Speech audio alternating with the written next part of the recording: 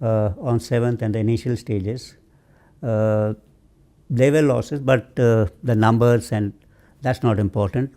What was important is why did these losses occur and what did we do after that.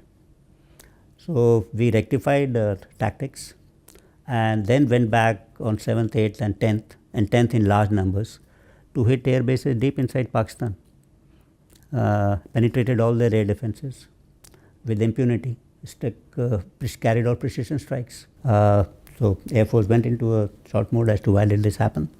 They rectified their tactics and flew in again and flew all types of aircraft with all type of ordnances on 10th. Now that satellite images for all the strikes are available not only through Indian media but from global sources, and you would have seen that most of the strikes were delivered with pinpoint accuracy, some even to a meter, to whatever was our selected mean point of impact.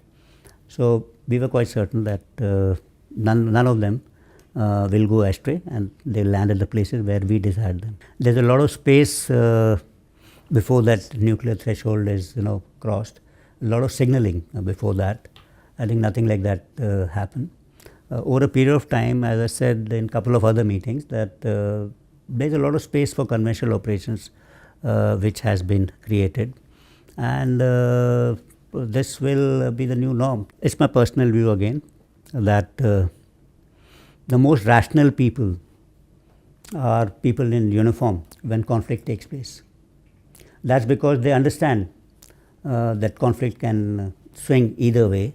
They understand the consequences of this kind of a conflict, and in every step which happened during this Operation Sindoor, I have found both sides displaying a lot of rationality in their thoughts as well as actions.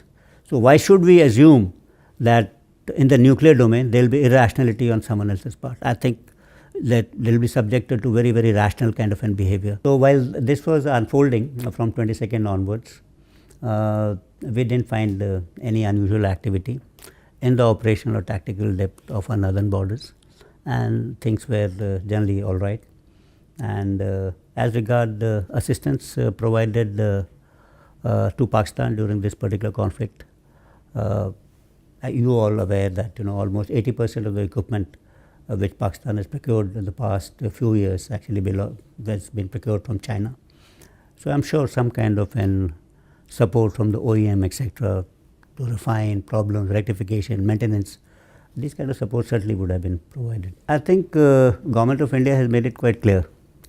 They have laid down the limits of the tolerance against terror activities emanating from Pakistan, and it's quite clear that India is going to respond precisely and decisively should there be any further terror attacks emanating from Pakistan.